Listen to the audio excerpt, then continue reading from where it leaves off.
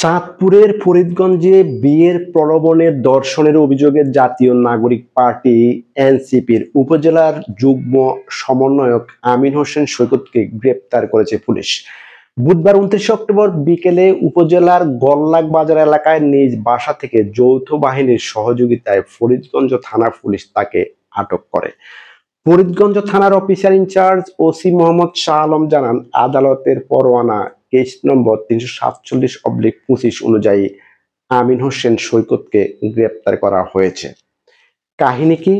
এর আগে বিয়ের দাবিতে একই জেলার কচুয়া উপজেলার রহিমানগরের তরুণী জ্যোৎস্না মুন্নি গত 5 অক্টোবর থেকে ওই এনসিপি নেতার বাড়িতে অবস্থান নেন। বিষয়টি নিয়ে দলীয় নেতৃবৃন্দ সমঝোতার চেষ্টা করেন এবং মেয়ের পরিবারকে 2,50,000 টাকা দেওয়ার প্রস্তাব দেন। তবে মেয়ের পক্ষ সেই প্রস্তাব প্রত্যাখ্যান করে।